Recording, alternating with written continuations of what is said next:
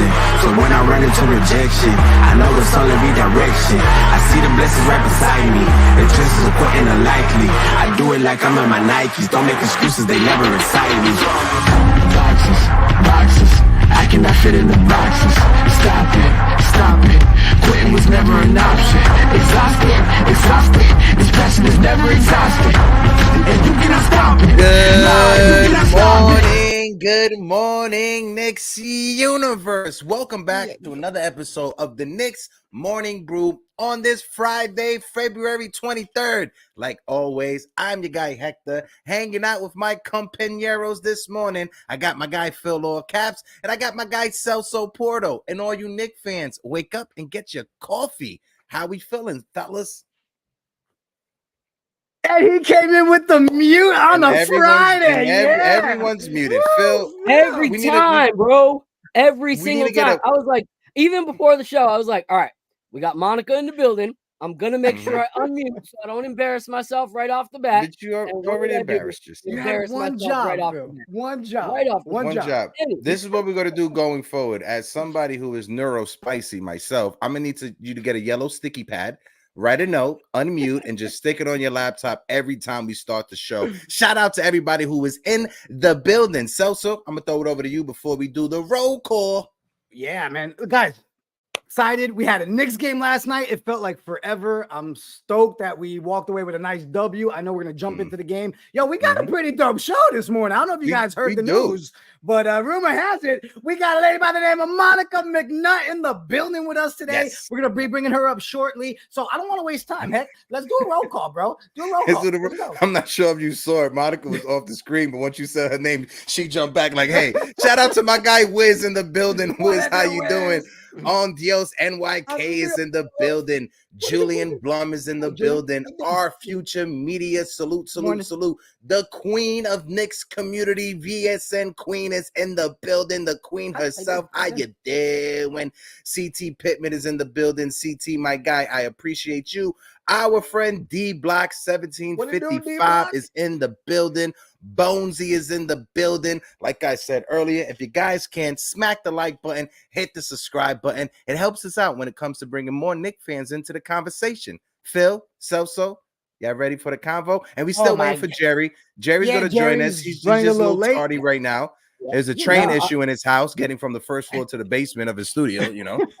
No, that's not even a joke. Like he's got two like little ones just like me, and that can be worse of a delay than hopping on a train from Brooklyn to Manhattan, like trying to get the kids ready and stuff like that. It's like every single time right before the show, Miles is like, I gotta go potty, and I'm like, oh gosh, I start in 4 minutes. So yeah, I feel that. Shout out to Jerry. All right, you ready? I really debated last night, you know, what route to go, and then I overthought it. And just don't embarrass us. Just don't embarrass us. All right, don't embarrass us. Ladies and gentlemen in the chat, get ready because the Knicks Morning Brew is kicking off this morning with the one, the only Monica McNutt. Monica, how are you doing this morning? I apologize for Celso. He's a bit embarrassing. Secondhand embarrassment over here. A lot of bit embarrassing. He's my brother. I love the energy. I appreciate this also. Guys, thanks for having me. It's good vibes here in Philly still. I got Cavs in Philly tonight for ESPN, but our boys took care of business last night. Yeah. It was beautiful. Yes.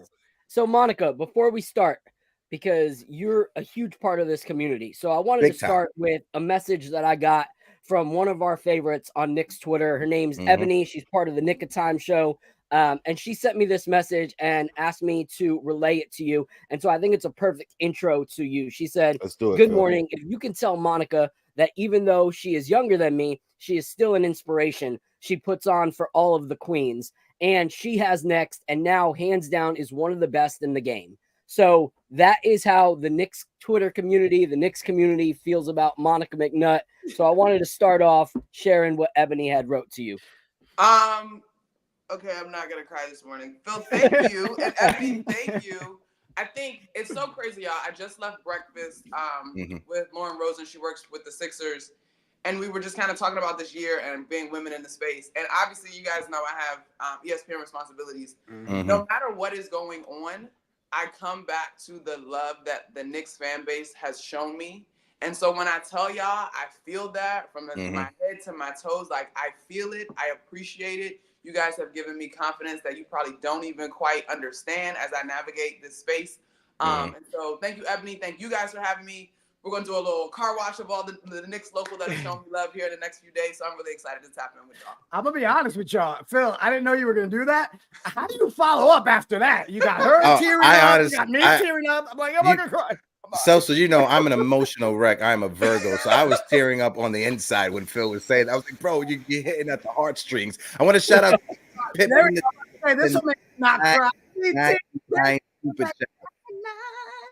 We love Monica. Pittman, appreciate you. But Monica, I'm gonna just piggyback off what Phil was saying a bit earlier, because I'm not sure if you do know how much you mean to us that are in the Knicks space. And you, of course, Bill Pito, of course, Walt, everybody that works for the MSG network, you guys have been there when we were bad. And now we're good, and we're really good right now with the front office and Leon Rose. And I'm, as a fan on the outside, I'm loving the moment right now. But I want to ask you, Monica, somebody that works in the industry. I know you have to hide your fandom just because of professionalism, but how is it covering the Knicks right now in 2024 with everything that's going on?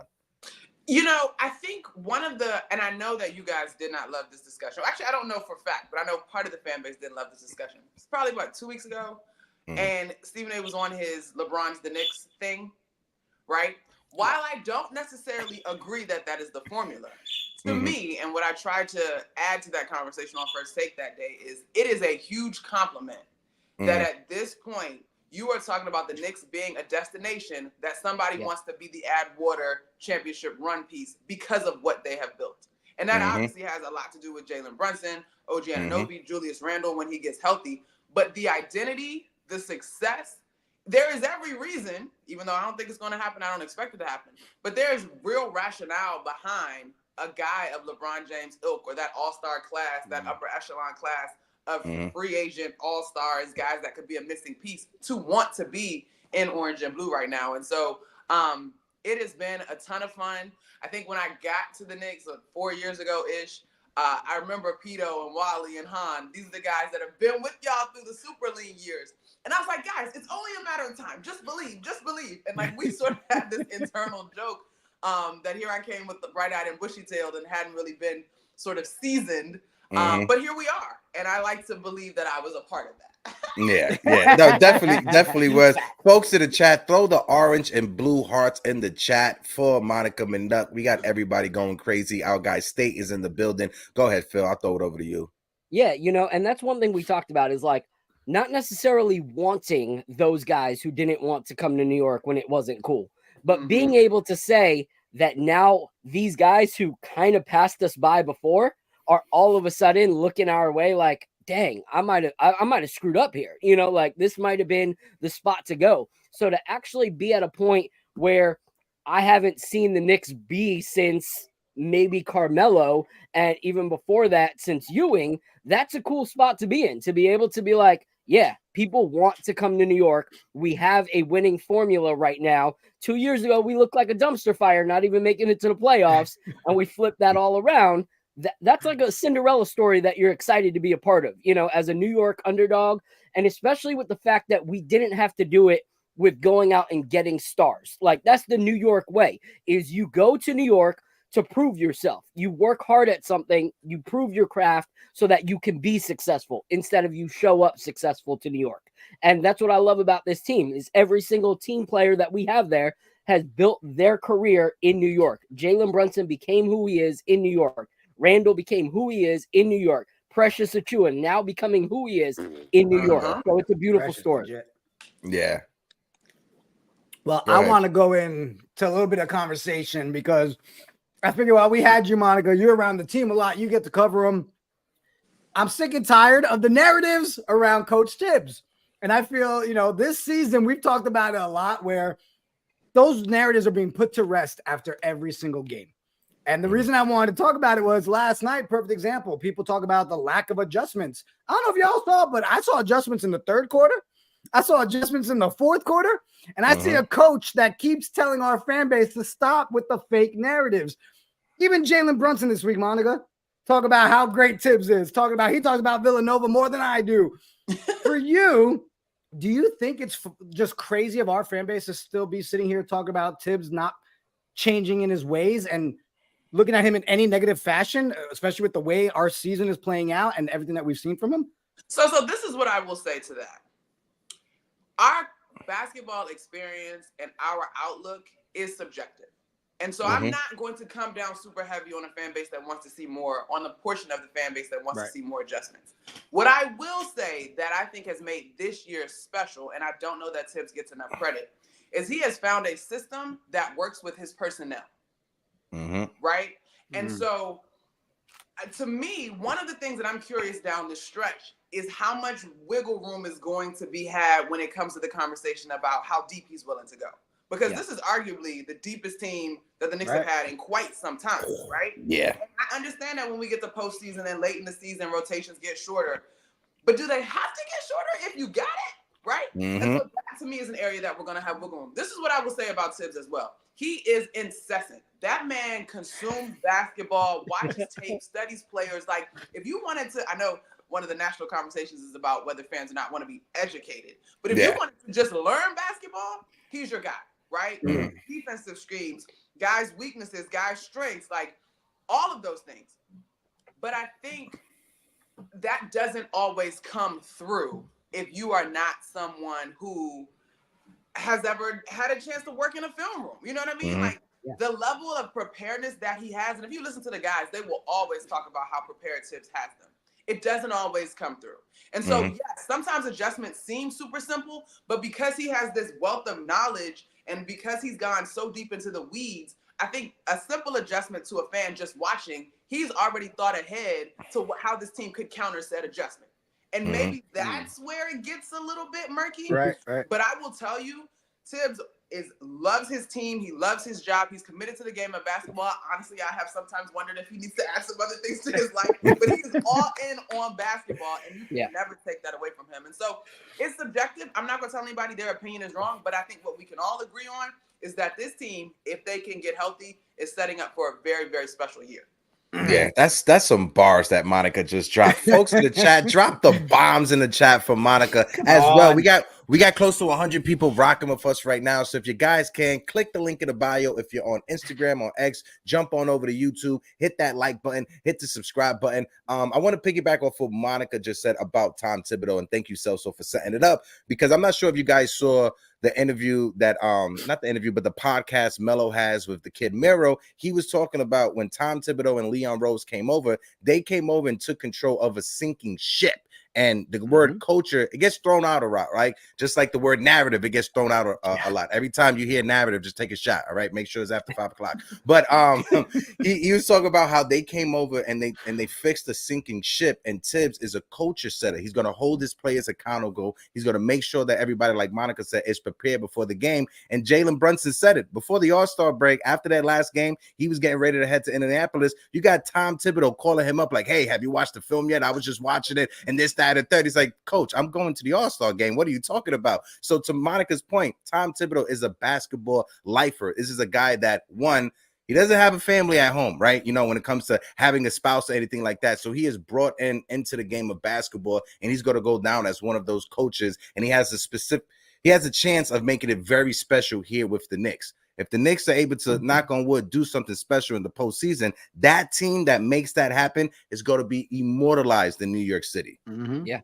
And one thing I want to ask you, Monica, because like you said, you know, he knows the game so much that sometimes, you know, you hear that saying, you're committed to a fault, you know, like you're so committed that you can't see outside of your preconceived mindset. And that's some of the things that have been crucified, you know, in the Knicks fan base before.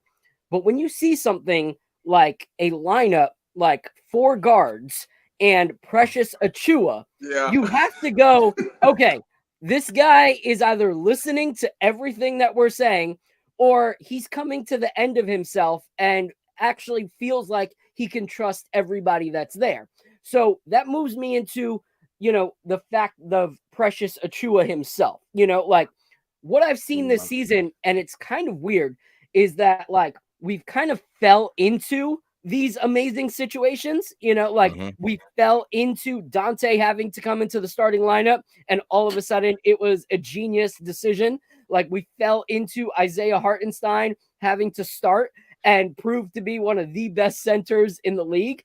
And now we're falling into this Precious Achiuwa situation where so many others in the fan base, didn't want him here. Were willing to say that it was a bust trade after 2 games. And Raptors fans were coming onto our network saying, good luck with Precious. He's trash. Oh, yeah. And like, I witnessed some of that. Yeah. Monica, they haven't been back since. They haven't been back since. I'm just going to say that right now. All right. Where are you guys? Huh? Are you there? You in the chat? Give it time. Let's see if this guy unfolds. He's not like OG that can just fall into the rotation and flourish. But now we're seeing Precious thrive. What are your thoughts on Precious Achiuwa? Because to me, the way he's playing, there's no way Tibbs cannot have this guy in a playoff rotation. Like, he is the perfect substitution, especially for a Randle that's going to come back only a percentage of himself after the, injury. To me, Precious is a perfect example, and not to make this bigger than basketball, but capitalizing on your opportunity, right? What I will say, Phil, that you bring up that I think is going to be interesting is when Julius gets healthy. Precious, we've missed Julius now. I think last night was the 10th game.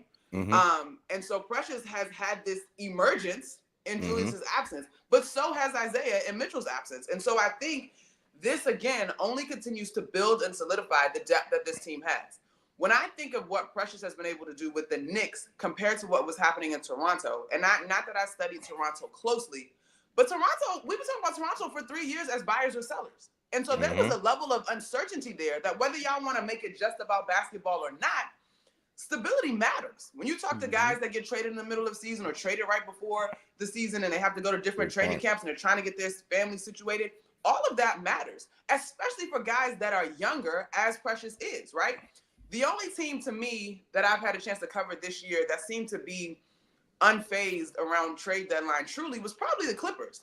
And not only because those guys are solidified, but that's probably one of the older rosters in the league, right? And so to me, Precious has been given an opportunity. There's more stability around him. The guy's playing alongside of him. His game suits so perfectly.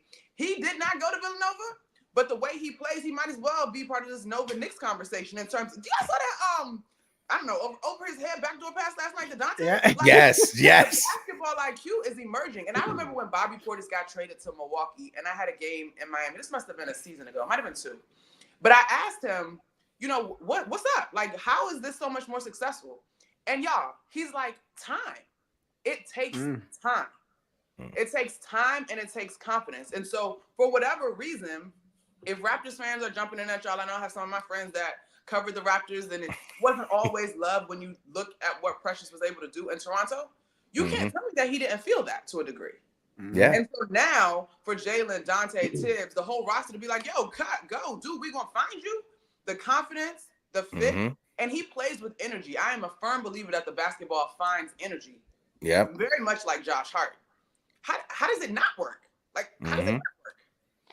No, absolutely. And to your point, real quick, I just want to bring up the stats and I'll throw it over to Self. So in the 10 games that Julius Randle has missed, Precious Achiuwa in his last 8 games, he's averaging 14.5 points per game, 10.9 rebounds, 5 of them being offensive rebounds per game, 1.6 blocks on 41.6 minutes per game, leading the NBA in that span. Precious Achiuwa has stepped up tremendously. Go ahead, Sosito.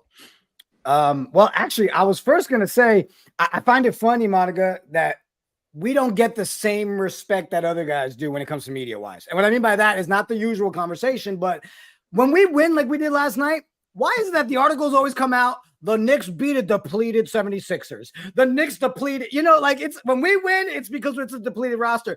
I didn't see an OG last night. I didn't see a Julius Randle. I don't see a Mitch, but that's besides the point. What I want to talk about, Monica, is can we touch on Bojan? Because Bogey is doing his thing. And that second quarter series, and I know you guys can picture it, he hits that 3. We come back, it's steal. We come back, he hits the other 3. Then they try to get it to Dante. Dante misses the 3.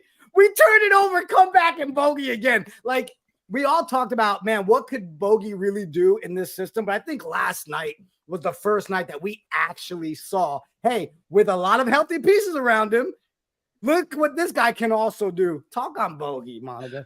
I gotta say, he has one of my favorite jumpers in the league. I just think his J is so pure, and he's got that high release point. Like last night, he's knocking down 5 in a row, and like you could tell, it's catch that thing is going up. He's in the zone, right? Like, and he's knocking down those shots. To me, and this is because even last night, I was like, wait, are there more minutes for Alec? Like, what's happening? I mean, Bojan's having a great game, but like, what? There's so much depth. There's so many pieces now. To me, his size, right, and he was in that lineup when it was just Precious. I'm pretty sure because you have 4 shooters on the floor. I remember calling that out on our broadcast. His size, his shooting ability, he's going to make defenses accountable. All of these guys that have the ability to shoot the basketball now are only creating more space for Jalen and Julius when he returns, and I absolutely love that. But they're not just shooters. Bowie moves so well without the basketball. Oh, yeah. I think he can hold his own as a defender. I'm not going to say he's the lockup guy, but because of his size and his effort, he can hold his own. He can rotate it to help, and he can get on the glass because of his size. So, again, really smart pieces, y'all. Really, really smart pieces. And I know I'm still in Philly. I don't want to take the process, but, like, the patience that the Knicks have shown in the last 3 seasons. Yes. Obviously, Jalen Brunson is a foundational piece. You have to go back to the emergence of Julius Randle as now a multi-time All-Star and an All-NBA caliber guy. The steps that he's taken to grow. Like, those 2 guys combined with Tibbs, look at the rest of the teams in the top 4 of the Eastern Conference, depending on how you feel about JB. But, like, you got two organizations with head coaches that just got there. Like, this stuff, the more I cover this league and talk to guys, y'all, it takes time. And so the Knicks have had time. And now OG and Precious, Bowie, Burks, I'll give Burks a half a point for being a new piece because we were so familiar with him. Right. Those guys have been added, but not as centerpieces, as these beautiful and perfect complementary pieces in a system that already fits their game. And so to me, the stability that the Knicks have combined with the depth, to me, are their secret weapon as we hit down the back stretch of this season. Yeah. And one thing I was just going to go ahead, Phil. Yeah, go for it. All right. So you were talking about one of the things you love about Bojan. You know, one of my favorite things about Bojan is that when I see him step on the court, he reminds me of when you go visit somebody in the suburbs and you see the dads that used to play basketball on the court. That's exactly when he steps on the court. I'm like, this looks like my dad's friend playing basketball, but he kills it. But anyway, I love that he's coming like right now doing what he's doing, but people realize like we are winning these games with players in the starting lineup that will not be in the starting lineup. That just means we are that much better when our starting lineup guys come back into the rotation, because when you bring the physical defensive presence of OG Anunoby back, when you bring the physicality of bully ball of Julius Randle back, and then all of a sudden, in a bench roster coming in, they have to now guard the Bojan Bogdanoviches, you know, the Josh Harts that are now playing with the starting lineup and getting better so that when they go to the bench, they can be better pieces for us off the bench. And so I want to compliment the players that like are stepping up, because even in a game like last night, Jalen Brunson offensively, when it comes to like point wise, was not super impressive. His shot was off. Like we all know that. Like his shot was off. Like even the announcers, you know, when they're covering the game, like this is a shot that he makes all the time, and he just missed 2 of them. Like it was shocking to see some of the shots he was missing, but he found other ways to contribute, such as the assists. But you have guys like Dante DiVincenzo, who, in my opinion, needs to be like in the talkings for most improved player in the NBA this season. You have guys like him that are able to completely step up.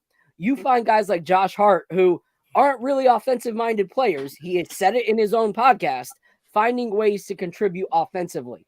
So how important is it that this team like continues with that mindset of like everyone plays for each other, and when Jalen Brunson or a Julius Randle, when they come back, have those kind of games, how important is it that we have players like that can step up?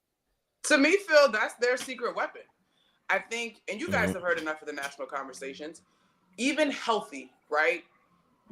I don't know that the Knicks starting 5 gets the respect. Let's just say everybody's healthy, right? The Knicks starting 5 doesn't get the respect of obviously Boston's starting 5. even though Milwaukee's trying to figure it out, Milwaukee's starting 5. Joel Embiid was on a MVP caliber run. I get it. Philly's starting 5. You probably start to balance out when you talk about Cleveland starting 5 if you just look at the top 5 teams in the Eastern Conference. So even if I wasn't going to give my energy to remind you that no matter how y'all keep trying to say Jalen Brunson is a small, undersized point guard, no matter who's guarding him, that he keeps them off balance. But I'm not going to give you my energy on that. I'm going to just say, cool, I'm going to let you have that starting 5. Now let's get into the second unit.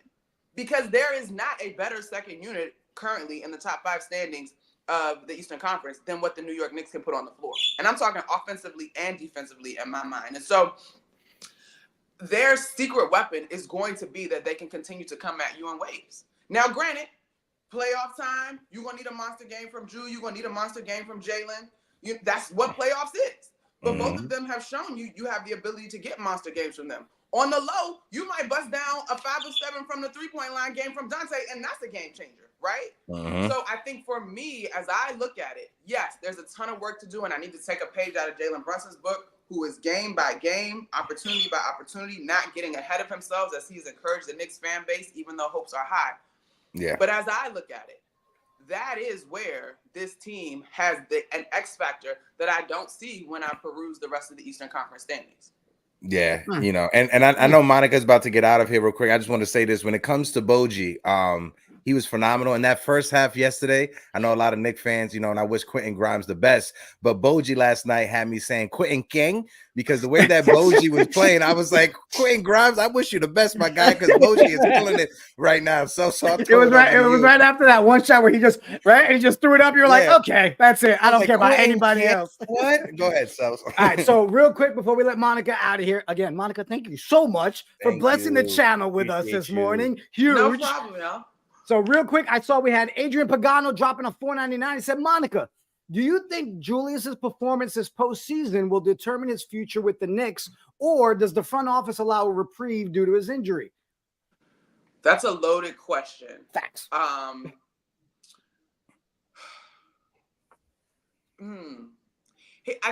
think, and listen, we've had these conversations. I think Julius, and y'all do too. You literally said it when we started the convo, Phil. He's made who he is today is because of what he's done in the New York Knicks uniform. Facts. Y'all, that's a loaded question. What I will say is I think that cooler heads are prevailing in the New York Knicks front office. Nothing will be done as a rash reaction. It will be thought out, and however it plays out, it will be done with a tremendous level of mindfulness and thought. I really can't answer that. If these Bama's go on to get to the Eastern Conference Finals, let alone the finals, then what are we talking about? Right? Exactly, but Monica. That may or may not be the only determining factor, depending on who becomes available. And this is the part that I would encourage fans to. And I know we all just went through it at the trade deadline. These men are incredible basketball players, yes. But they are men, they are fathers, they are brothers, they are husbands, the whole bit. And so as we have these conversations about the team, I just encourage us all to keep a level of humanity in the conversation. Yes, they make money that we can only dream of, but having the chance to get to know these guys, I don't really love to talk flippantly about who may or may not be here. I know that Julius is another guy that gives his heart and soul to this game and to wanting to contribute to winning for this New York Knicks organization. So first of all, we hope that he gets healthy. We hope that surgery is not required, because y'all, if this team gets healthy, you never know. The ceiling is really high. It's scary.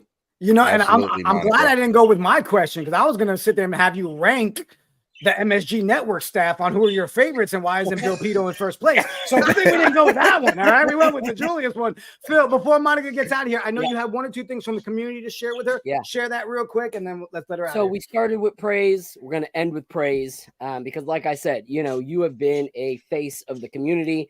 Obviously, all of these comments have been just showing you love.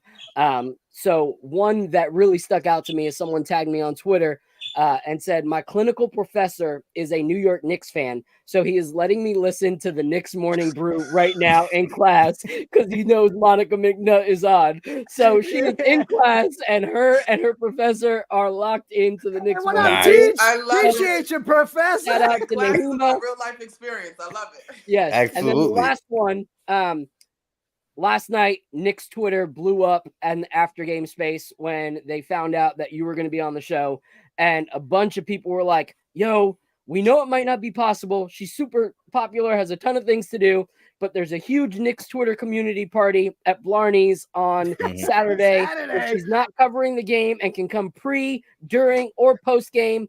And the one who's putting it on is a guy named Tony. He messaged me. He said, tell Monica I will pay for the car there and back to her hotel or home. All her drinks, all her food are covered. The Knicks community just wants to connect with her. So if you're available, no pressure. If not, plead the fifth, Monica. But now you at least you got the invite. But everyone on Knicks Twitter is hoping to see Monica McNutt Saturday night at Blarney Stone. What time does that start, Phil? So we're doing a pregame show at 7:00, which you are more than welcome to pull up a chair and hang out. And then it goes throughout the night. It'll be through the game and after the game. All right. I'm going to see what I can do. Monica, like I said, when you first came in, I apologize. Secondhand embarrassment really makes me feel awkward, right? So Phil putting you on the spot like that. So I apologize. It's cool. It's cool. My job is to be able to respond. Monica, again, thank you so much. Ladies and gentlemen, the chat, make sure you go on social. Show Monica all the love for hanging out with us this morning. Monica, the best. We look forward to having you back on. Thank you for everything you do. Thank you, guys. I'll catch up with y'all soon. Definitely. Later, Monica. All right. Phil said, that was a great convo. That was a great convo. And a nice segue. Let them see the flyer. Put it over Phil's face for making me awkwardly embarrassed. We got 170 people rocking with us right now. If you guys can, smack that like button. We are sitting on 70 likes on the stream. So if you guys can, drop a like button for one of the best interviews we've had on the Morning Brew Sports Network. One thing I have to say, that convo with Monica was awesome, very insightful. When it comes to her covering the team, that it was just a great convo. Phil, how you feeling? And of course, let's plug Saturday. Yeah, I'm feeling good, man. You know, that was a great conversation. I love hearing, someone who is that close to the Knicks, and that close to the organization and being able to cover them all the time, have very similar thoughts to where we're at, and being able to, judge the game and judge the player, not solely based on being a fan of the player, but watching things, like she didn't say, no, it'd be ridiculous if they traded Randle. She said, hey, they're going to use the best judgment for the team, and that's what we always want. We want the best for our team. So we're super thankful for her, super thankful for everybody in the chat showing up and showing her. And let me what I'll do is I want to catch up. We had a couple of super chats, guys. Appreciate everybody that's been rocking with us this morning. But I saw we had Jam and Jet dropping that $5, helping us keep the lights on. Precious has been given permission to play by Tibbs. Damn right he has, Jam and Jet. Damn right. I'm glad he did because the man is balling. Our boy Eru, Die Hard Knicks podcast in the building, helping us keep the lights on with that $10. Bojan is dangerous. He's a 20-point scorer still, but he's coming off the bench. It's going to be tough for defenses to find him. He's a guy teams usually plan for. Scary. Thanks. Sprinkle a little bit on that one. That was a good one, Eru. That was good. Knicks that nice with the $1.99 major shows. Shout out to Monica the Great. Yo, bros. I mean, listen. That was a great convo. And hold on, how you doing?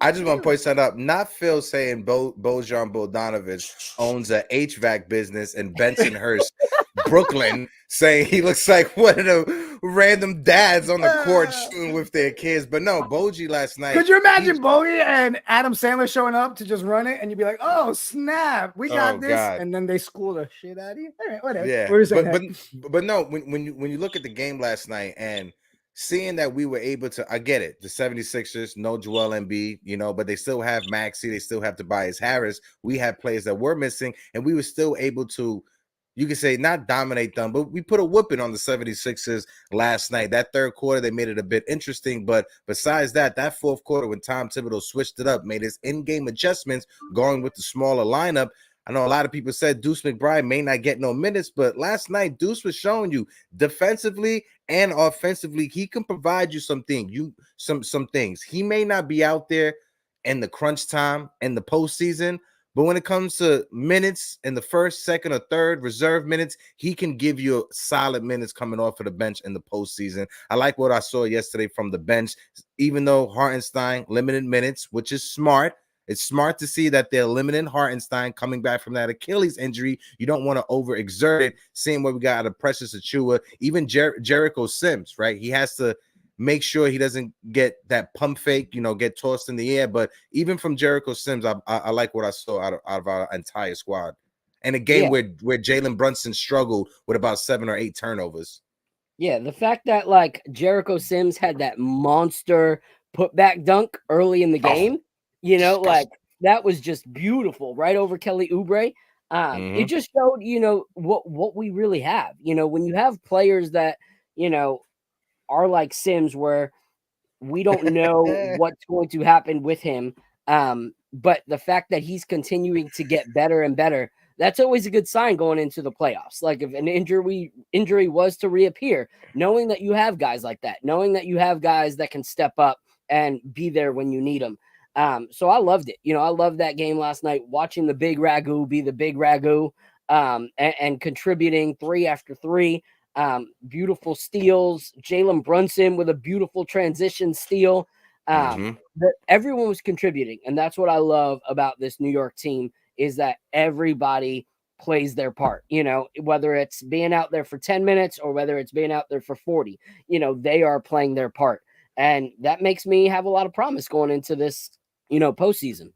Yeah. And I said it before, guys. I mean, for me, the biggest thing was not just the way our guys step up and, the W, but actually seeing, hey, this wasn't working, and seeing Tibbs say, no, let's go with this rotation here in the third, right? Because Bojan wasn't killing it in the third, right? That second half wasn't the same as the first half. And then the adjustment with taking Burks out in that fourth. So I just thought overall, man, we saw a lot of good things. But Hector, all I heard in my head the entire time was you from Wednesday's show going, we're not built to be a team that we're built to not allow more than 100 points. We're built to be a team that scores around 110 points. And here we are, bro. Literally, what was it? 110 to 96? Like spot on to what you were saying the other day, right? That was, and again, with missing pieces, but that last night shows the style of ball that we all know that this Knicks team has. Even missing OG Anunoby, right? And shout out to Eru in the chat who put out there Bojan looks like the final boss in a mob movie. My guy. shout out to Eru. But no, even with arguably our best defender in OG Anunoby, we were able to hold the 76ers to under 100 points. I get it. No Joel Embiid. But seeing Jalen Brunson step up defensively when he's struggling to find his shot, that's big, because Jalen, his biggest question when it comes to him as a player is his defense. And he gets a few strips in the fast break, like you said, still in the league and drawing fouls. So even when he struggled with 7 or about 8 turnovers, he was still able to have 7 or 8 assists, and the team was still able to thrive. That's the big takeaway from last night's game, because 9 times out of 10, if Jalen Brunson, you tell me he is struggling from the field, he is giving up 7 or 8 turnovers, we're losing that game 9 times out of 10. But to see everybody else step up and rally around Jalen Brunson, Josh Hart was hitting threes, Precious Achiuwa was hitting threes, Bogey's 6 for 6 from the 3-point line. It's nice to see a bald man like Bogey kill it out there on the basketball court. I really appreciate that. Let me do this real quick. Community. Real quick, first, shout out to Alex Nieves with the $4.99 super chat. Hello. Good morning, my guys. Great combo with Monica. Isla. She's such a vibe. Let's go, Knicks. Let's be real, Alex. She made our job easy, all right? She really did this morning, all right? We're like, hi, Monica, take it away. And you guys loved it, so it made it real easy. Knicks live with a $5 super chat. Surprised how good Jericho defends that perimeter. Tibbs has to open up that rotation. I'm glad someone brought up Sims, because, woo, the boy has found his feet. He's not looking like that lanky little lamb out. You know what I mean? Like trying to figure it out. He is getting better and better each time. Phil, I know you got to get ready to go. We got Eddie coming in to tap in with us. So Phil, love you, bro. Before you go, I want to say this. Ladies and gentlemen in the chat, our weekend, our New York Knicks weekend, officially, this episode kicks it off. We are on airplanes tomorrow morning. We're in the city. Make sure you guys come hang out. Blarney Stone tomorrow, 7 p.m. We are going pregame live open panel. Tony, everybody's going to be up in the building. There's DJ, there's music, there's drinks. Did I miss anything? Get your asses out there. That's it, right? That's it. So I'm getting ready to have a family day before we dip out for a few days. One thing I wanted to say before I get off is we talked about our issue being off the bench scoring before, once we made that trade for OG and Anunoby and we let go of IQ. We had talked about how the one thing that we were missing was off the bench scoring. Even with a depleted starting lineup and a depleted bench, we had 37 points off the bench last night. And Eddie's coming up. I'm sure he'll correct me if the points are off in one or two. Phil, or anything. you were wrong. The number one. You was wrong. You was wrong. Like, I won't be here to hear wrong. the F-bombs towards me. But, we're going to be a critical team, like from start to finish. Tomorrow, Blarney Stone with my guy, Tony. Eric L. Beats. Like if you're on Knicks Twitter, you know who that is. You know who he part is. Of the community. He is now going to be DJing throughout the night. There's going to be giveaways from different content creators. So come on out. I know that during the game, Trippy, our guy Trippy from VSN will be on Twitch because he's doing this Twitch streaming stuff now. So just come out. The Knicks community is really showing up. Tony put a lot into this. Blarney's has really pretty much given us as much as we can to fill up. Like it's a small space. We want to see people out the door. So tomorrow, lock in with us. Open panel tomorrow. There will be an open chair for you to hop on and give your take live. Oh, you know what we forgot to say, Phil? In the building. Yeah. You know what it is? This is why I think some people have ignored us a lot about when we're plugging this. Here's why. You ready? There's no cover charge, people. Get your asses out there. You just pay for your drinks and whatever you eat. So just get out there. It's no free. fee. Yes, it is a family I believe affair. Ebony and look at that. Nick of Time's going to be there tomorrow. Yes, so we'll sir. see Nice, Jay Ellis yes. there tomorrow. So Jay Ellis better be on the open panel. Ebony and Brutus, coming out. they normally do the Knicks Twitter space before the game, so they need to be part of it tomorrow. So we'll see you all tomorrow, 7:00 sharp. Message us if you have any details. But for now, deuces. God bless, guys. Peace. Later, Phil. Later. Eddie, where are you? We're gonna bring Eddie up with us. Good Eddie, morning, what's good, my Mr. guy? Presty. How are you? I'm good. How are you guys? All right. I'm good, brother. Chilling. I just want to take a quick second to shout out everybody that's in the chat. One of the best chats that are out there in the Knicks community. We got over 150 people in the building. If you guys can, please smack that like button. We got 84 on the likes. If you're watching us on Instagram, if you're watching us on Facebook or Twitter or X, whatever the old people or young people call it, click the link in the bio and jump on over, and appreciate you guys for hitting the subby button. It helps us out tremendously. Eddie Presty, you handsome son of a bitch, you. I'll throw it over to you to get your take on the team from last night's win. Last night's win was big. It was a big win. Third quarter, Knicks looked like absolute dog shit. I thought that the Sixers were going to catch us. First word. Yeah, no. So we had I think it was seven turnovers in the third quarter alone. And then we get to the fourth, early in the fourth, and it was looking like we were about to lose this game. We had nine turnovers at one point. Sixers cut it to 6 points, the lead. And then the miraculous Dante DiVincenzo throws up that three-pointer with 8 minutes left to go in that ball game, hits that three, takes us home. Man, that was big, man. That was the play of the game for me. That's basically that won us the game. Dante won us that game with his eight points in the fourth quarter. Also, Josh Hart had 5 points in the fourth quarter. Those are the reasons why we won. Bojan Bogdanovic, 6 for 6. So can I say it? Shout out to the Whites. Yeah, no, don't say it, Eddie. The Whites. So I will start it there, but no, don't do it. Great. Josh Hart was great. It was a great team win, man. But shout out. Really Yo, you're a clown. You're a clown, Eddie. You know what's crazy? When I was making the thumbnail and I had like Dante and I had like Bojan and Isaiah Hartenstein, all I heard was Eddie was shout out to the Whites. That's all I heard when I was making the thumbnail. Go ahead. Real quick, I want to bring this up, Heck, because I saw our boys Big Nick Energy is in the chat. And I saw hopefully they pull up tomorrow. Yeah, I think he said Vin is going to be out there. What up, Vin? Vin's coming to the building. But it's funny because I saw their post and I figured we'd share it on the show today. But go ahead. Ben Stiller? Can we see Ben Stiller playing Tom Thibodeau in a movie? I mean, look at that. But I saw their tweet. It's official. We need Ben Stiller to play Tom Thibodeau. And he replied with please. And then look at that picture. Hilarious. It would work. Oh That's first of all, Tom Thibodeau looks like a beaver. Do you see those chompers on He his? That looks like there's something about Mary Ben Stiller Day. Look at that. That I mean, is literally hilarious. Shout out to Tom Thibodeau for that coif of a hairstyle. Very coiffy. No, what you see, but when I saw, it's funny you say that, bro, because when I saw that's that why he's picture, not shaving the shit off. That's exactly what I was saying. I was like, I wouldn't shave it either. That shit was so glorious. Oh, but you know, oh my god. All right, let's get back to the conversation before we bring up some of you guys some of you folks to join us on an open panel. We're gonna do it like one at a time for today. I want to bring this up because this is from Craig Cartman from WFAN, former WFAN Spike Lee.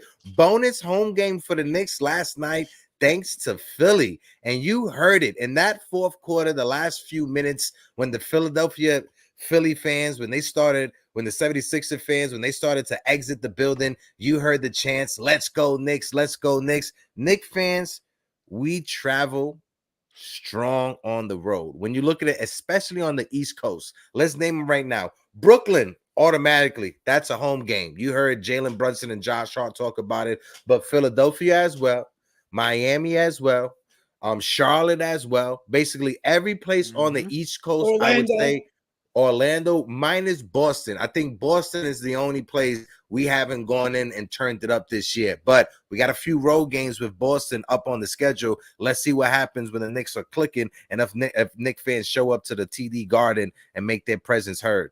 Atlanta. Oh, Atlanta as well. Yeah, because I know Jay Boogie, he goes to those Atlanta games. He goes to those Charlotte games. My guy Worldwide L, he lives in Atlanta with S. Scott. I know they go to the games. Yeah, man. Yeah, but I mean, it kind of goes back to what we were talking about last week, right? With the bandwagon.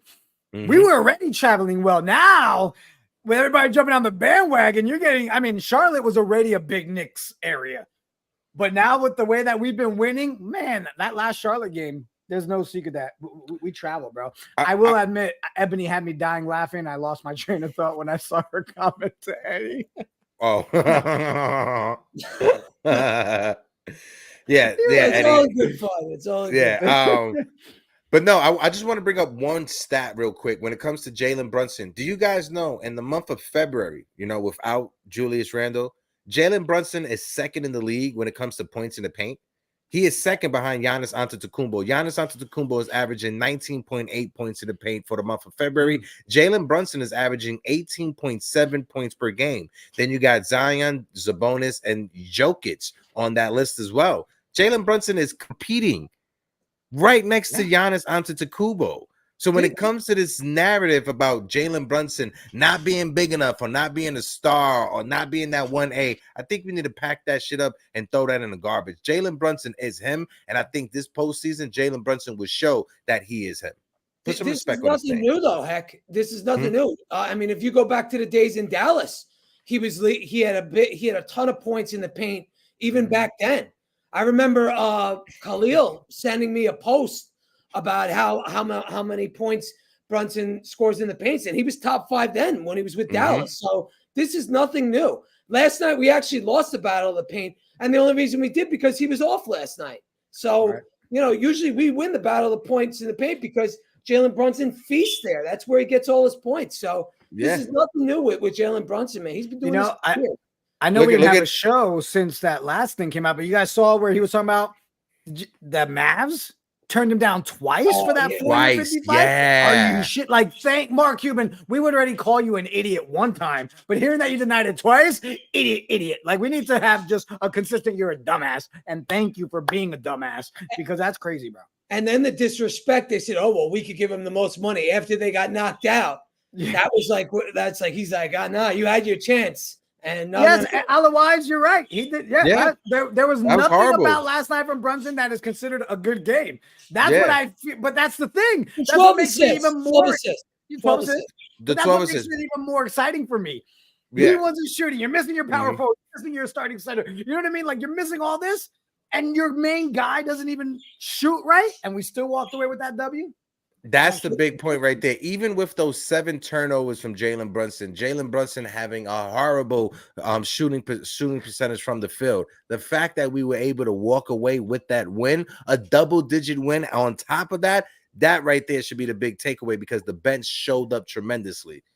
It was And then You saw CP's comment. yeah, We went from monitor to Eddie. It's a little downgrade. Listen, yeah. he was even making comments. He was like, man, they brought another good-looking person on the show finally since he's been on the open panel. I was like, okay. This I was got dying jokes laughing. today, CP. Yeah, CP the artist, you was killing it in the chat. And again, folks, we got over 130 people in the building rocking with us. So if you guys can smack the like button, we are sitting on 93 likes. Make sure you guys show up.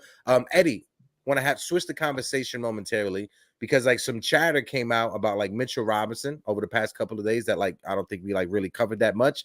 But when it comes to Mitchell Robinson and when it comes to his progression, there are some rumors that he may start running or may start jogging on the court next week.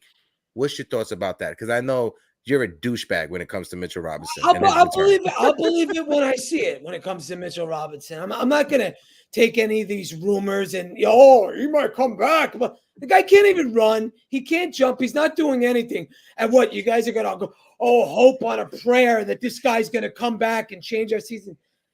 Listen, I'll believe it when I see it. When it comes to Mitchell Robinson, guy got 2 screws in his foot. I mean, who are we kidding? Who are we kidding? You know what I'm saying? He's always injured. And I'm not trying to be a dick. I'm not. But I'm just trying to keep it a buck. Believe it when you see it. The guy got major surgery. I mean, you're lucky if you get him back in the playoffs. And listen, he'll be a piece for us. I'm not saying he won't. He'll be a huge piece, and he'll be coming off the bench. But you guys everybody's got to chill when it comes to this because it's a major surgery. And the fact that now he's just starting to resume activities, you just got to take it easy, man. Don't expect anything out of that guy. Don't expect anything. Don't even expect him to come back. You know, that would be my take on it. So it would be fair to say going forward, Knicks fans should not even factor Mitchell Robinson into the equation for this team right now. They should just worry about who we have healthy on the roster. Yeah. I mean, listen, we got to hope that OG comes back. We got to hope that Randle comes back. Those are the 2 biggest hopes. But Mitchell Robinson, his surgery was so serious. They filed for the disabled player exception. That's if you have a bullshit surgery, you're not filing for that disabled player exception. True. And I understand they got denied. I get all that, but that's major stuff. So again, if I'm the Knicks president, I am going to take it easy and just hope for the best when it comes to Mitchell Robinson. If we get anything out of him, it's a win. If Mitchell Robinson comes back, and I'll throw it after Celso, maybe he wants to add on to this too. If he comes back and he's giving us 5 or 10 minutes off of the bench, can we get Eddie Presti to do a cold plunge to prove that you were wrong when it comes to Mitchell Robinson? Yeah, I'll do it. No problem. Okay, on the stream, we got it. Clip that shit. Go ahead, Celso. You're muted, Celso. You're muted, Celso. You're muted. Again. All right. What I'm going to do is I'm going to jump backstage. I'm going to let you start bringing up people from the open panel. Real quick, we got to do, some, ladies and gentlemen, go ahead and smack the like, hit the subscribe for your boys. We're sitting at 3,620 subs on our way to 4K. We will plug tomorrow again in a little bit. I see, 2 of the people that were backstage dropped off. So I'll drop the open panel link in here real quick. If you guys want to come back to the open panel, the link is in the description. You're more than welcome to come up. We're going to do it one at a time. But like always, be respectful to the terms and services of YouTube, Twitter, Facebook, every place we stream. And if somebody's in the middle of giving giving a take, we're going to let you finish. We're not going to cut you off. And we expect for you to do the same thing. So, as long as everybody is respectful, we welcome everyone and their takes. Ally-wise, 12 dimes, 7 turnovers equals 5 assists. Good team wins bad Brunson game. Bro, he was still an all-star where they don't play defensive lesson. Huh? Bro thought he was at the all-star game. Okay. I see what you're saying. Sorry. The comment threw me off. Yeah. Right, sorry, Ally-wise. New York City Public Education reading over here. My apologies. So I'm gonna bring my guy Joe Yoke, my guy Big Joe. Joe, let me get a thumbs up. Oh, he ready to rock. Joe from Big Knicks Energy is in the building. My guy, how you doing? How you feeling? Always ready, always ready. Kelso, I'm sorry you had to drop down. Hector, Eddie, what up? How you guys doing? What's going on, baby? Eddie, so I'm glad you're here, man, because I know you've been saying a lot of Mitchell Robinson stuff. But how many facts did you look up prior to having the opinion he would never come back? What do you mean? The surgery he got the week of December 11th, when it came out, it was an 8 to 10 week surgery. I remember. Right. So what's 8 to 10 weeks from December 11th? We're already past that point. In February. Right. We're there. We've been there, done that. This is already the slow moving process. Do you guys know why the disabled player exemption exists? What its actual purpose is for? Go ahead, Joe. Yeah. So the purpose is for you get, I think it's 50% of the money within that guy's contract that wasn't used that year if you get accepted.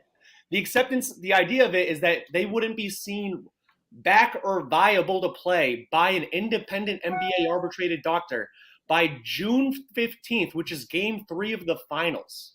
The reason why you apply for it, and this is the real caveat, that some teams that are smart,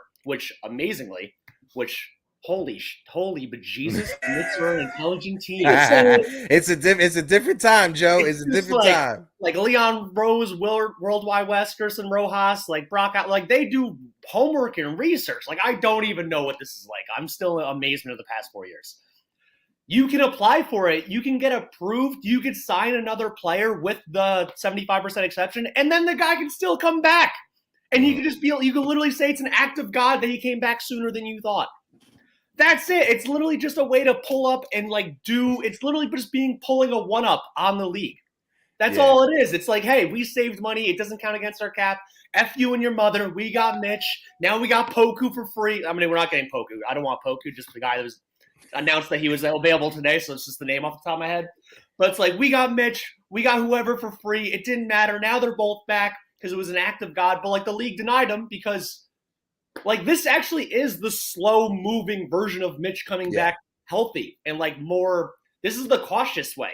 Optimistic, the Tom Thibodeau playing 40 minutes a game way would have been he's back playing in a week, not he's slowly ramping up to running in a week. So I know there's a lot of people – it's not just Eddie, obviously. I know there's a lot of people that were like, I think this is too quick, this, that, and the third. I do so much research about, injuries and surgery and comparing past things – that the second they were he's not even running yet, and it was February 20th, I'm like, this literally is the smartest front office I've ever come in contact with in my life. Because it follows the normal set of rehab protocols that if somebody had that same type of surgery, if it was me or if it was you, Joe, or Eddie, if we had that type of surgery, this would be the same type of protocols that our doctor was set for us when it comes to our rehab that Mitchell Robinson has. You have to slow it off. I think, and I don't want to speak for Eddie, I'll let him chime in and I'll throw it over to him. But for me, when it comes to the Mitchell Robinson thing, yes, I think he will be back at some time this season, but I just don't want the front office to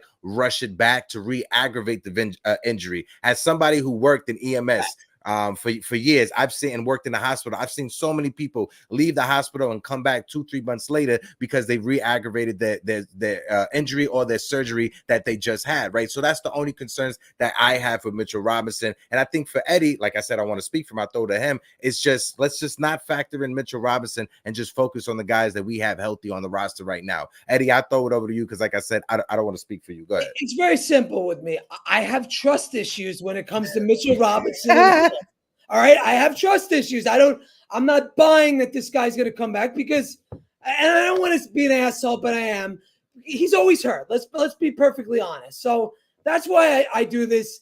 That's why I'm saying this. I don't trust the guy to get healthy because I know we need him, but I don't trust him to come back 100%. And that's really what this comes down to. I just don't trust him to come back. And Eddie, it wasn't an attack on you. You're not the only one that it's all good. It's all good. I literally did a whole Let's be real, Joe came in hot. Joe was like, what are they talking about Mitch here a second? Let me tell you all the research about Grey's Anatomy I did, motherfucker. He came in clean shaven, ready to go. Everything he said is right. I just have trust issues when it comes to Mitchell Robinson and health. That's it. I'm sorry.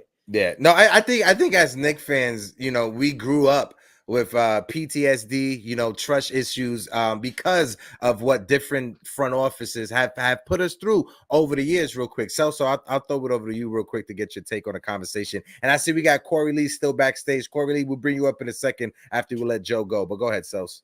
No, I mean, I gave my take on when it comes to Mitch. You know, I don't. We've got so many injuries. I'm not even worried about Mitch right now. Right? We said it weeks ago. Let Mitch get healthy. Right? If it's another 2-3 weeks, it's not to the playoffs. Just let him get healthy. The last thing we need is for him to come in and get hurt again. Right? So let him get healthy. You made the moves you made and got the pieces you got, so we can handle things like injury and have the depth that we have. So I'm not going to go against Joe here. I don't have a medical doctorate. I will agree with Joe. All right. Now, yeah. I just want to say, Ebony, there's a reason why I keep bringing up Mitchell Robinson. I was ready for it. There's a reason. There's a reason, Ebony, right? So if you're free, if you want to come up, you're more than welcome to come up to chastise Eddie. Over and over again. Woody's in the building. Mitch is coming back better than ever. Eddie got to show my boy some love.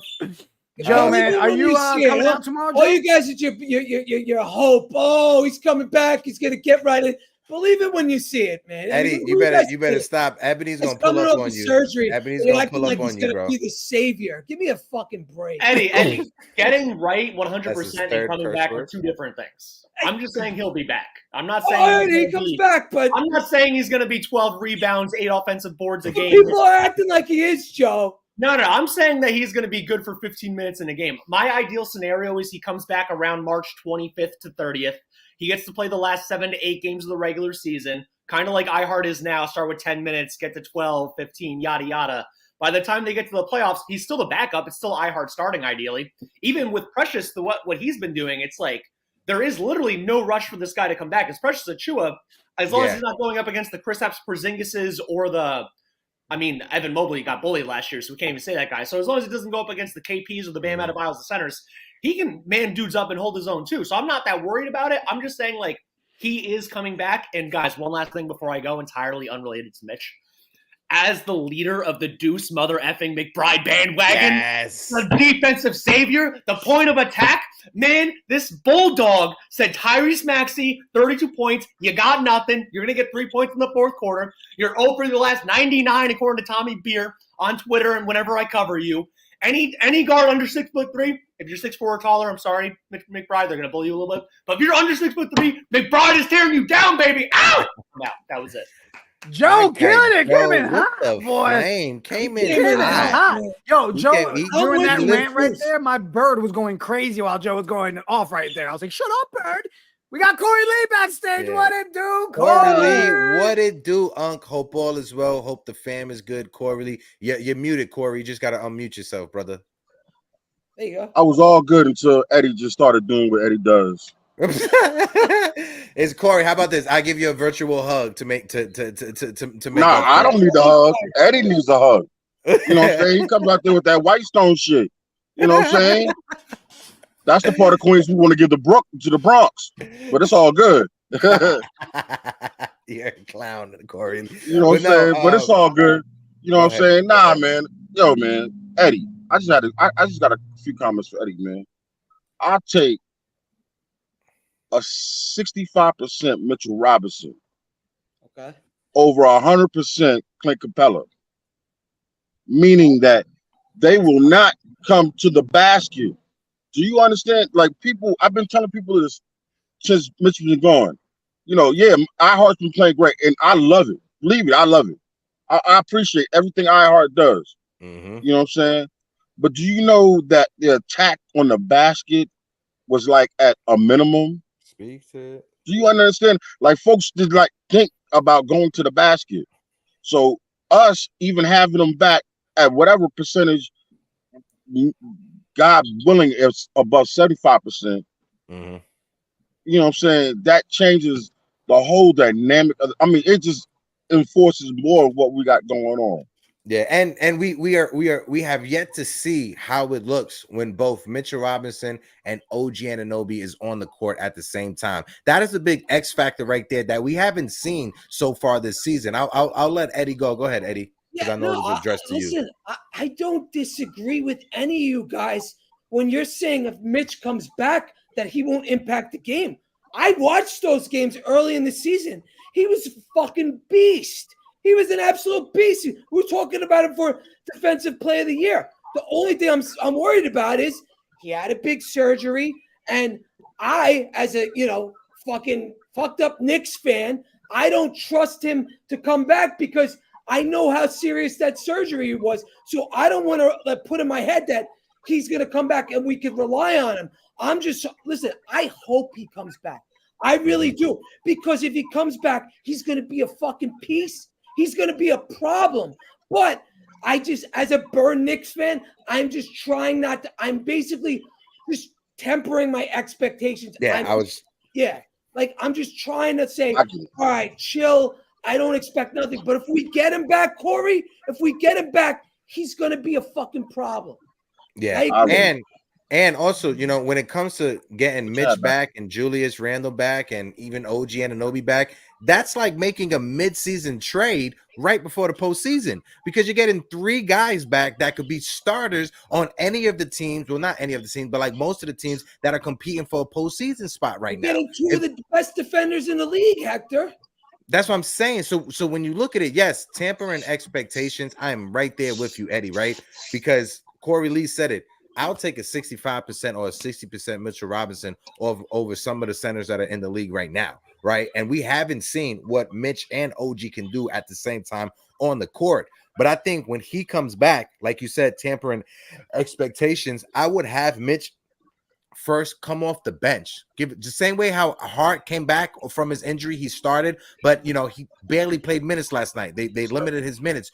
Do the same thing with Mitchell Robinson. Have him come off the bench when he first comes back for 10, 15 minutes at a time, get his stamina up. And when the postseason comes, you put out there what's your best lineup. If the best lineup is having Isaiah Hartenstein with the starting lineup because he helps spreads the floor, cool, copy, go for it. And if your best second unit is having Mitchell Robinson and Precious Achiuwa and Josh Hart to be defensive dogs with Deuce McBride, absolutely, you go with that second unit with Boji and Burks as well to crush teams defensively and offensively. I'll throw it over to you, Sus.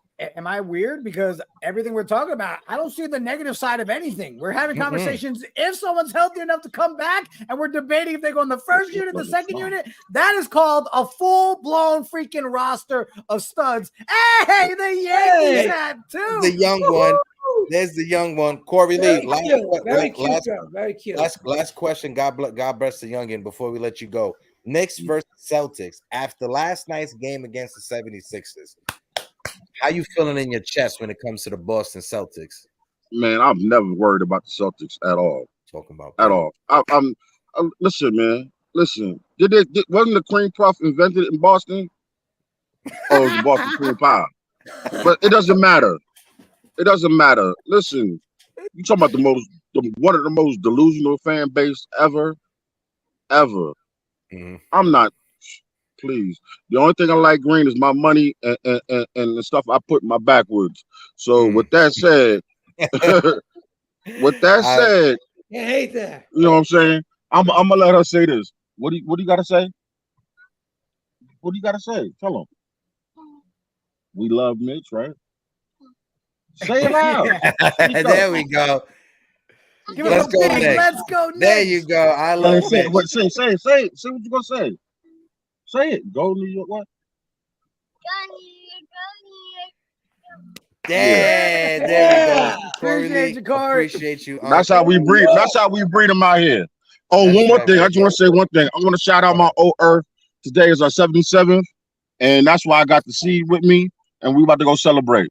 Nice. Congratulations, Corey Lee. Bro. God bless. All right. Later, Court. Thank you. Corey. Appreciate you, my guy. That was our guy, Corey Lee. Make sure you guys go check him out with Uncle Freezy. They do amazing work over there on the Blorence Tears Network. I want to take a quick pause just to shout everybody out in the chat before we continue the convo. We'll rock out for about like 20 more minutes till 12 o'clock and we cut it off, right, fellas? That's cool? Yeah. We'll leave the open panel open for the next 20 minutes. People come through, feel free, but we'll rock for another 20. We got 130 people in the building still rocking with us. We're sitting on 105 likes right now. If you guys can, smack that like button. Let's run the likes on this stream. We are at 3,621 when it comes to the subscribers, on our way to 4K. And I just saw something from Valentina in the chat. I like AP this one said, too. back in the days, you had the hope They talk Knicks on sports radio. Absolutely. And talking about that, AP, you keyed it up perfectly because myself and Eddie Presti, we called into our friend Theo Al from WFAN. Make sure you guys listen. He is on the overnight on this weekend, Saturday, early Sunday morning. Early Saturday or early Sunday morning. But what's the times again? From like 1 to 2? 1 to 3 or something like that? I think he starts at 2. He starts at 2. So make sure you guys tune in WFAN. Theo Al will be on 2 a.m. Sunday morning. Great conversations. Make sure you call in and shout out the Morning Brew Sports. But Eddie, go ahead, Sels. Well, it's been a minute since we did a roll call. I saw we had a lot of people jump in recently. Go ahead. Bird won't show up. Shut up, Bird. All right. Knicks Real Talk, Sean Deviner in the building. What it do? Merc So Saucy is in the building. JJ, Valentina, Ebony held back. She was about to bring the launcher, Eddie. She was gearing up, bro. I would like to have a debate versus Ebony. We're not gonna have that. Debate, No, it's fine. That's fine. That's what I have my own thoughts when it comes to Mitchell Robinson. I'm just stop poking the bear. You're poking the bear so she can come up here. That's what you're doing. That's exactly what you're doing. Smack the like button like a pimp. Smack it. Oh man. Let's see. Big Nick Energy. We'll see you tomorrow, bro. Later, my guy. Jigga tweeting in the background. Big Nick Energy says, if you were to guess who comes back first, OG, Randle, and Mitch. Listen, I'm somebody. I like sitting at the slots of the casino, so I can entertain this real quick, right? If I had to put money down, I'm at the tables, I would have to put it down on Randle. Randle first, then OG, and then Mitch. Why? Because Randle is the only one out of the 3 names that I just mentioned that didn't have any type of surgery. OG, he had surgery to remove the bone spurs. Mitchell Robinson, he had surgery to put in them screws in his foot. Julius Randle is the only one out of those 3 that didn't. And because of that, I think he would be back before the other 2. What about you?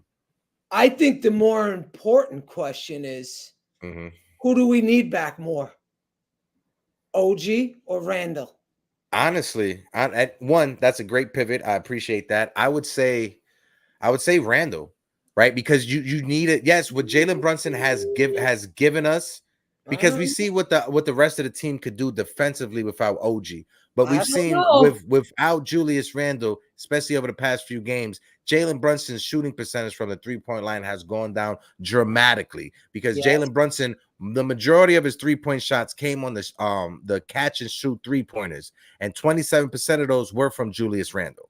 So I think Julius Randle is the more important piece because he helps initiate the offense with Jalen Brunson. But when it comes to the defense, of course, I'm never going to deny about OG's defense, but I think it's more important to take the pressure off of Jalen Brunson. I think it's OG for me. I think OG is more important to be back just because we saw that run that the Knicks went on as soon as they got him. And I know Randle was a big factor. Part of it. He was part of it. And listen, it's like 51% to 49 with the OG Randle stuff. And you're right, Hector.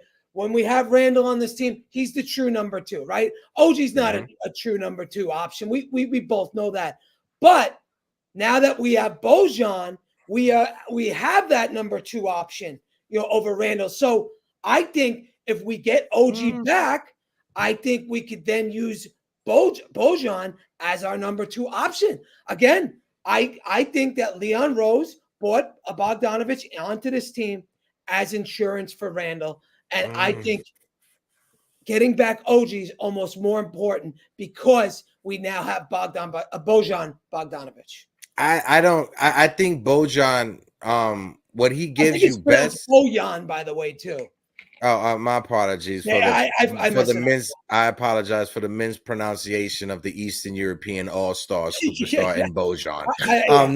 When it comes to Bogey, right? I'm not sure. I see what you're saying. The insurance for Julius Randle, but let's be honest, he's not a power forward in this league. He's not insurance for Julius Randle. He's insurance, or not even insurance. He's improvement for the bench that wasn't scoring. That's what it was. He's there to add that offense to the bench unit when we need to sit Jalen Brunson. And you saw it yesterday when Jalen Brunson was struggling. Who they go to? They went to Boji, and he was killing it out there. I see what you're saying about the need for OG's defense, but the way that the rest of the team, you saw yesterday, even with Boji, the team defense, it's very infectious, right? Yes. When the team is playing good defense, normally players that don't play defense, they step it up. You've seen it with Boji. It looked weird because he's guarding his guy. All he's doing is like just waving the arm so they can't get the pass. He's like, Tibbs told me to do this, so I'm gonna do this. Yeah. But he's giving you the effort. He may not be the best defender out there, but at least he's giving you the effort. Mills Media put this out. Shout out to Mills Media. They do amazing work with Big Nick Energy. Bojan is what we wanted Evan Fournier to be, and that's an absolute fact. Yes, 100%. Look, you look in that fourth quarter, for example, Hector. I mean, we were about to lose that lead, but the Knicks defense in that fourth quarter, just alone, I think with 3 minutes left to go, I think Philadelphia only shot 5 of 17 at one point. The Knicks shut them down. The Knicks absolutely shut down. Maxey couldn't get a bucket in the fourth quarter. Oubre couldn't get going. Tobias was a no-show. They only scored 15 points the whole quarter. Again, you get OG back to this lineup, OG, that 15 points goes to 10. So again, I agree with you with Randle. Yes, he's the number 2 option. Yes, he's that guy. But if you get OG back, our defense is even better. It's even better. So again, I'm with you. I know how important they both are. But man, if we get both of these guys back, man, we could make a run to the finals. And if we fuck around, we could win a championship. I mean that. We get our guys back. I'm right there. This team is. When you look at the team stats, right? I'm gonna break this down real quick. Of course, we know the points 110 to 96, but 45 rebounds for the Knicks to 38 rebounds for the Sixers. 24 assists the Knicks had to the Sixers 23. The Knicks had 11 assists. They shot 48% from the field, 44% from the three-point line, 70% from the foul line. That was 6 blocks, they were terrible. 13 personal fouls, 15 turnovers is something that we have to work on, especially Jalen Brunson.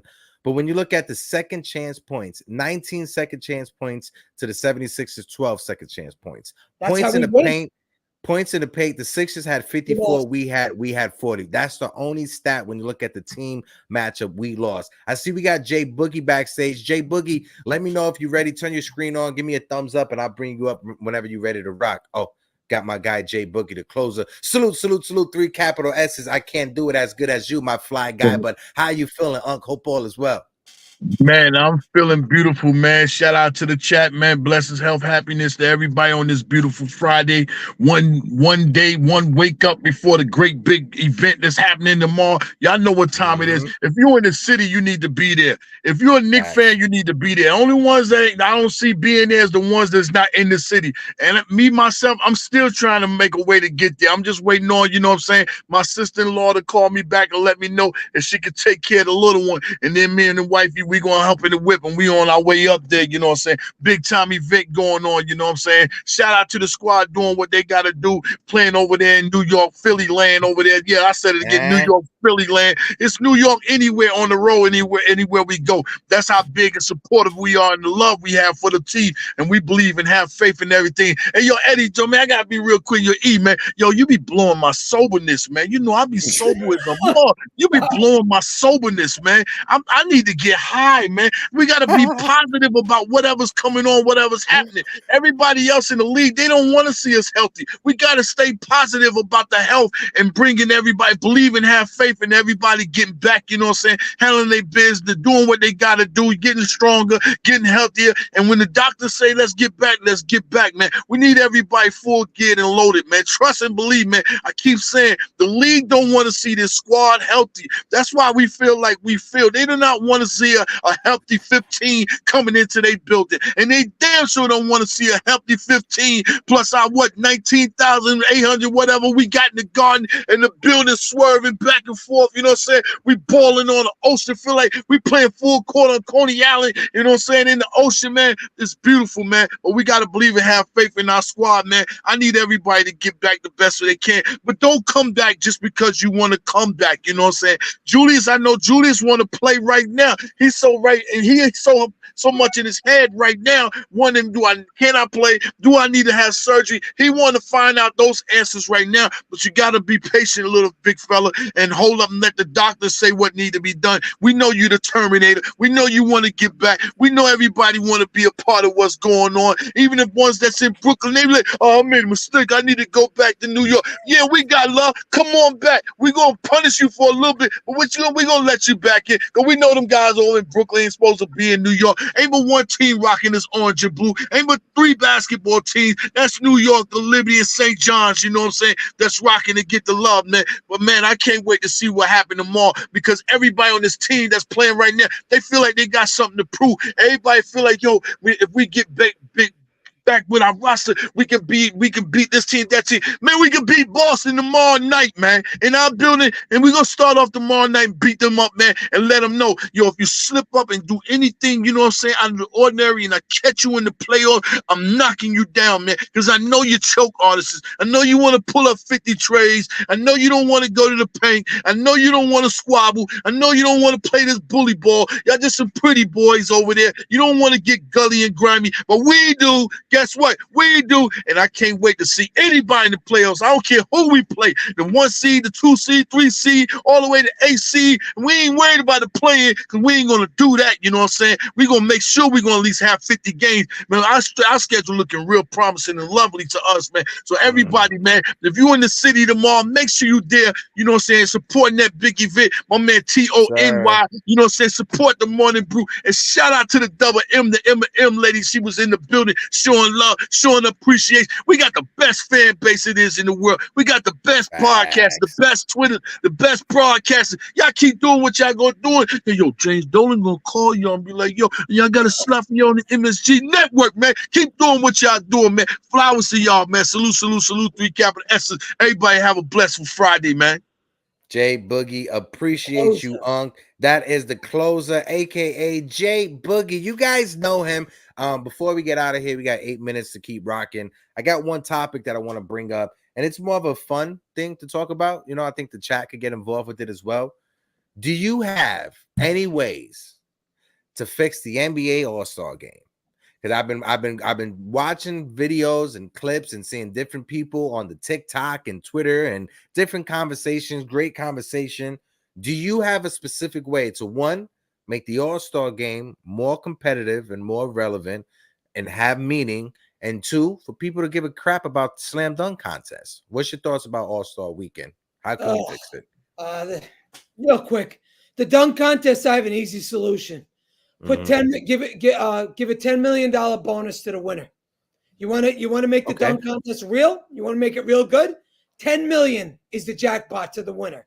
If you put 10 million on the dunk contest to the winner, you could put that shit on pay-per-view. That's how good the dunk contest is going to be. We'll be back to Aaron Gordon versus Levine overnight. That you put 10 million on that shit, forget about it. You'll be great. As far as the All-Star game, I don't know, man. I don't know. I'm hearing a lot of different solutions. A lot of people are saying maybe make it 3-on-3. Some people are saying make a 1-on-1. I don't know. I don't think putting like the home court advantage is good because I remember seeing that in baseball and that kind of didn't work. I like that because it would make players start. If you're a player that you know that your team is possibly going to be in the finals and you're in the All-Star game, that means a lot, right? So that made me so I like that. I seen somebody said if you're gonna do the slam dunk contest, scrap the NBA players and go out there and get amateur players. This is not even just the G League, but the amateur players that are on YouTube and TikTok that they make their living doing these dunks and showcasing their talents. That's the one thing. 2, I like with the All-Star game, having the winner of the All-Star game, of whether it's the East or the West, have the winner of that team coming out of the finals will get home court advantage. I like that. And I like when you look at the 3-point shot, it's amazing. But I saw someone on Twitter say, how about this?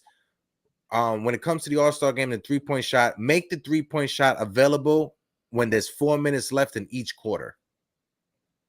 Really? Yeah, I like that idea because then it would force people to like start driving to the paint and start getting creative when it comes to the mid range or bring back the mid range. So they said if you want to have the 3-point shot, have it in the last 4 minutes of each quarter, just because from the beginning of the All-Star game, everybody's checking up 3-point shots. That's interesting. I never even thought of that. I don't know. I did the 3-point contest. I think is the best thing on All-Star Weekend. I think that's the one thing I'm not going to touch.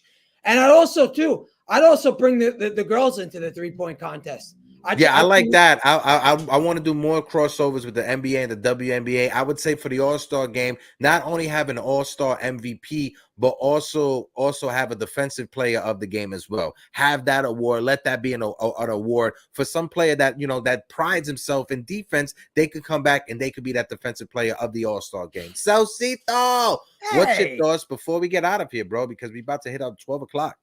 My thoughts are, everybody get your ass out to Blarney Stone tomorrow, 7 p.m. We're doing the live broadcast from there. It's going to be dope. We got so many, while I was away, all the people on Twitter that are retweeting and that are saying they're going to be there tomorrow. It's going to be epic. And then we've got our group of 20 rocking with us Monday for the Pistons game. That's going to be a blast. So hit us up on social, guys. If you haven't yet, hit the like, smack the subscribe, do the things you're supposed to do so we can keep doing this every day. And let's go whoop some Boston Celtics ass tomorrow. That's all I got, Heck. That's all I got. I would say bold predictions. My fan fiction when it comes to the NBA Finals this year: the New York Knicks versus the Minnesota Timberwolves. Let Tom Thibodeau get revenge on the organization that tossed him into NBA purgatory. And A-Rod owns the Minnesota Twins, so that's a nice little story also. The more you know. All right, go ahead, Ed. You just throw me off course with that finals prediction. But, listen, I said fan fiction. Keyword on the fiction. I don't know. I can't say finals until I see everybody come back. Everybody, for me, I'll say finals if everybody comes back and we see 10 to 15 games with all these dudes to get together. Because I got to see the chemistry. I got to see the chemistry of all these guys together. If that's the case and we play 10 to 15 games before the playoffs, I'll say NBA finals. But that's a big if. Big if. I'm gonna before we wrap and throw up our deuces, Valentina, stay tuned. Stay tuned. Yeah, no, it definitely will. It definitely will. Stay Ron tuned. in the chat. Hector just mentioned the Minnesota Twins again. Yes, I know. I'm in baseball mode. I said the Twins. I first said the Timberwolves, and then at the end, I said the Twins, and I'm like, fuck. I hope nobody heard me. He's like a secret Minnesota Twins fan. He loves the Twins, Hector. Last thing I want to say is big shout out to Monica McNutt. Thank you so much for blessing the show, blessing the channel this morning. CT Pittman, thank you again, bro. People are starting to say you are officially an owner and part owner of the Knicks Morning Brew. Appreciate everybody that supported us with super chats. You guys literally, because of our 10-hour stream, because of what we've done over the last week, you guys are the reason why the Morning Brew gets to be in New York this weekend. If it wasn't for you guys funding us, getting us out there, Tony paying for tickets, this doesn't happen. So to be able to sit here and say the first time, thank you to the community for making this happen. You guys are helping us grow. And on that note, I guess drink your water, stay hydrated, say something nice about yourself in the mirror, and deuces.